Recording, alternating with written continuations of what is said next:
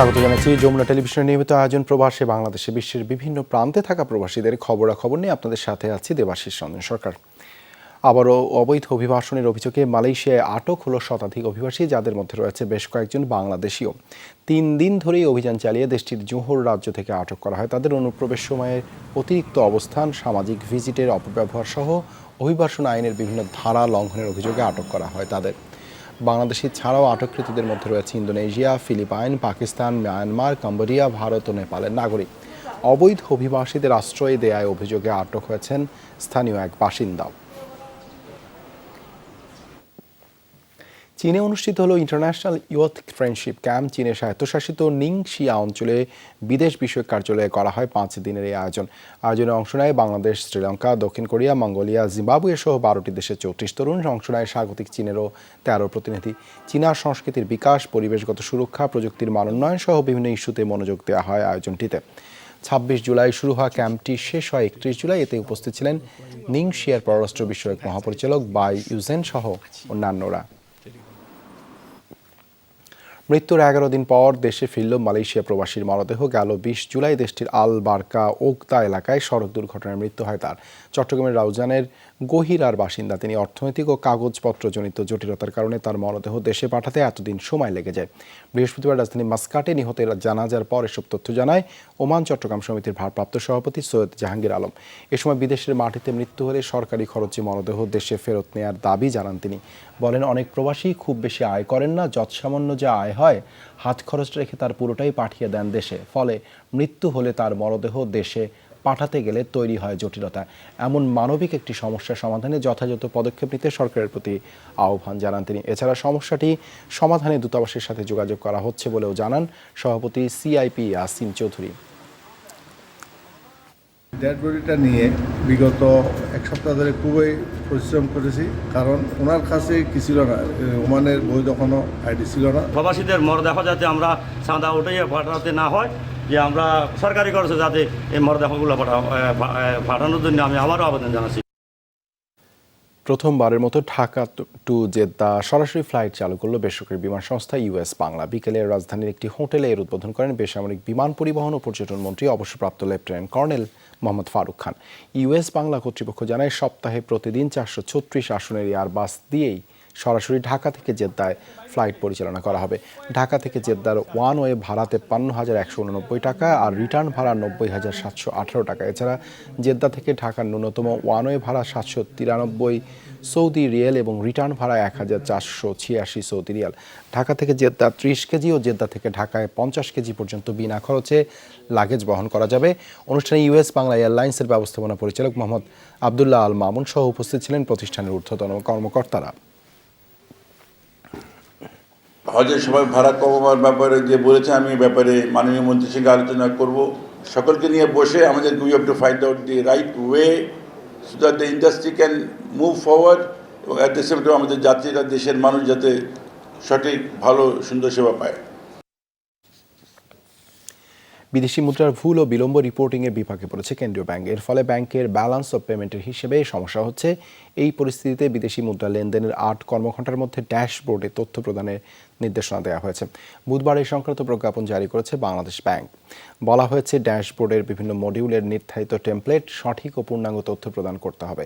Reporting তদারকির জন্য ব্যাংকের প্রধান কার্যালয়ের সংশ্লিষ্ট বিভাগের মাধ্যমে কার্যকর ব্যবস্থা গড়ে তোলার নির্দেশনাও রয়েছে। শিক্ষার্থীদের কোটা সংস্কার আন্দোলন কেন্দ্র করে বন্ধ থাকে ইন্টারনেট, সাধারণ ছুটির কারণে বন্ধ থাকে ব্যাংক। গত 24 জুলাই ব্যাংক খুললেও 13 থেকে 26 জুলাই পর্যন্ত রেমিটেন্সের তথ্য ওয়েবসাইটে আপলোড করা যায়নি। এতে বেশ সমালোচনার মুখে পড়ে কেন্দ্রীয় ব্যাংক। গত 28 জুলাই প্রবাসী আয়ের তথ্য কেন্দ্রীয় ব্যাংকের ওয়েবসাইটে আপলোড করা হয়।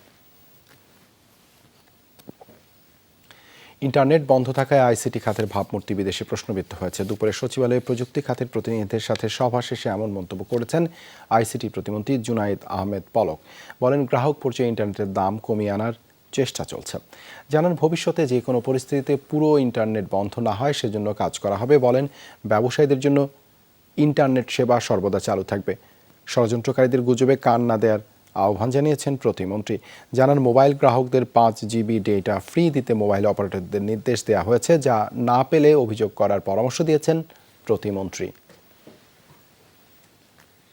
আমাদের ফ্রিল্যান্সার যারা বৈদেশিক রপ্তানি আয় করে তাদের সার্ভিস, সফটওয়্যার বা অন্যান্য বিভিন্ন সেবা দিয়ে সেটাও কিন্তু মারাত্মকভাবে ক্ষতিগ্রস্ত হয়েছে।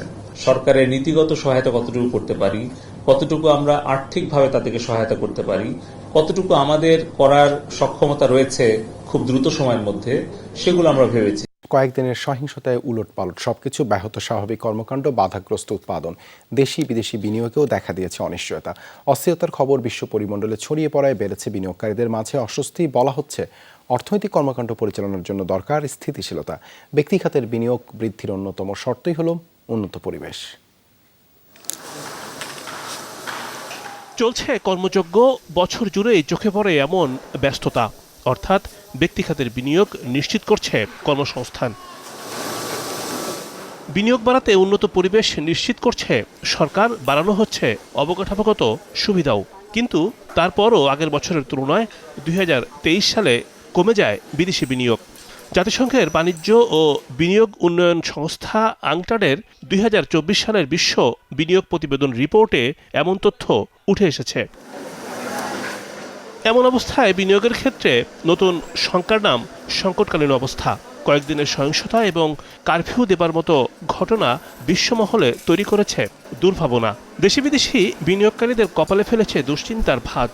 41-31 দুটো টার্গেট আছে। এই টার্গেটে পৌঁছতে গেলে আমাদের বিদেশি বিনিয়োগের একটা বড় ভূমিকা আছে। কিন্তু এ ধরনের যদি আমরা পরিস্থিতি আমাদের যদি চলে আসে তাহলে কিন্তু এই বিনিয়োগ কিন্তু বাধাগ্রস্ত হবে। ইতিমধ্যে যারা বিনিয়োগের জন্য চিন্তা ভাবনা করছে তারাও হয়তো বা সেকেন্ড থট দিবে।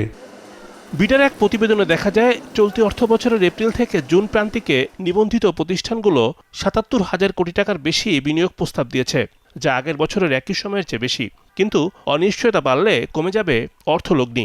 রাজনৈতিক স্থিতিশীলতার যে কথাটি আমাদের জন্য ইতিবাচকভাবে ছিল, সেই জায়গাটিকে আবার নতুনভাবে কিছুটা দুর্বল করে দিয়েছে। কিন্তু নতুন যারা বিনিয়োগকারী, যাদেরকে আমরা চাচ্ছিলাম আমাদের এখানে নতুন বিনিয়োগকারী আসুক বিভিন্ন খাতে, তারা বরঞ্চ এই ধরনের সিচুয়েশনগুলোর ক্ষেত্রে পরিস্থিতিটাকে দীর্ঘমেয়াদে বিবেচনা করবেন নতুন কোনো সিদ্ধান্ত নেওয়ার আগে। শুধু অস্থির অবস্থায় নয়, বিনিয়োগের ক্ষেত্রে জ্বালানি সংকট ছাড়াও সামনে এসেছে জমির সমস্যা। পলিটিক্যাল স্ট্যাবিলিটি ক্ষতিগ্রস্ত হয় তাহলে তো সমস্ত দেশই ক্ষতিগ্রস্ত হবে। গ্যাসের জন্য আমাদের প্রতিদিনই কিছু না কিছু সময় বন্ধ থাকতে হবে, কোনো সময় বেশি। বিদ্যুতেও একই অবস্থা। আর ডলারের অভাবের জন্য আমরা এলসি করতে পারছি না, র মেটেরিয়াল সময়মতো আনতে পারছি না, আমরা সব প্রোডাকশন ব্যাহত হচ্ছে। এই অবস্থায় তো ইনভেস্টমেন্ট আশা করা যায় না। উন্নয়নশীল দেশ থেকে উত্তরণ এবং কর্মসংস্থান নিশ্চিত করতে বিনিয়োগের বিকল্প নেই। রিমন রহমান, যমুনা নিউজ, ঢাকা। জাতিসংঘের ফ্যাক্ট ফাইন্ডিং মিশন পাঠানোর প্রস্তাবে এখনই সাড়া দিচ্ছে না সরকার। এই অবস্থানের কথা জানিয়ে বিচার বিভাগীয় তদন্ত কমিশন চাইলে তাদের কারিগরি বা ফরেনসিক সহ অন্যান্য খাতে সহায়তা নিতে পারে বলে জানিয়েছেন পররাষ্ট্র সচিব মাসুদ বিন মোমেন। জাতিসংঘের পাশাপাশি ইতালিও তদন্তে সহায়তার আগ্রহ দেখিয়েছে বলে জানান তিনি। কোটা সংস্কার আন্দোলন থেকে উদ্ভূত পরিস্থিতি নিয়ে দ্বিতীয় দফা বিদেশি কূটনীতিকদের জন্য পররাষ্ট্র মন্ত্রণালয়ের ব্রিফিং।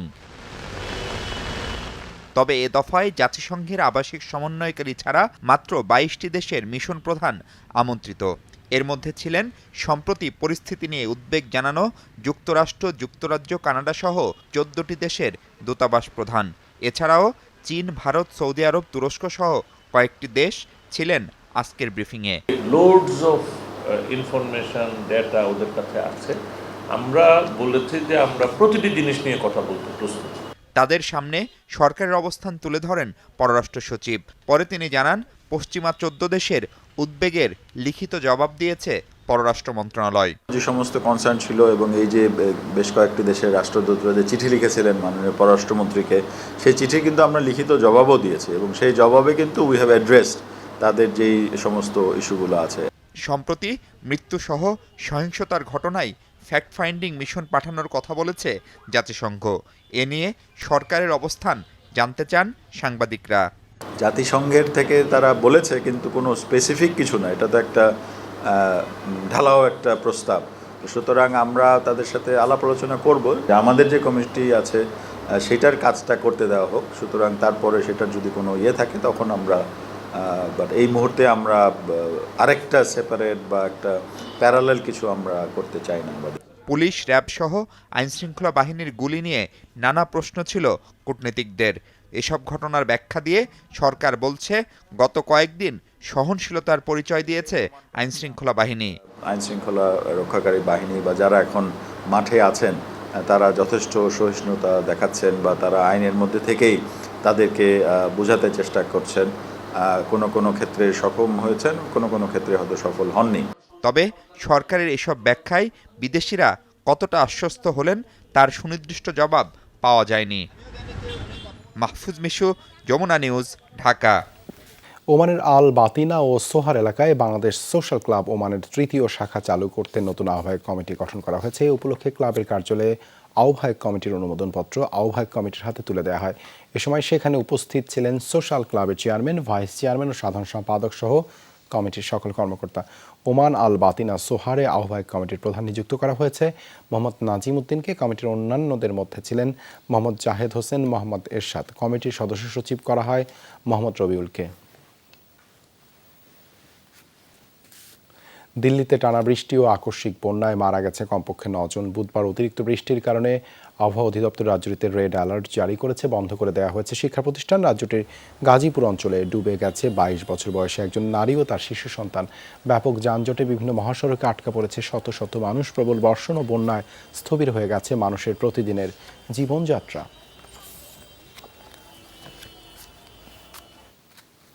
এই ছিল প্রবাসী বাংলাদেশে এতক্ষণ সাথে থাকার জন্য ধন্যবাদ সবাইকে।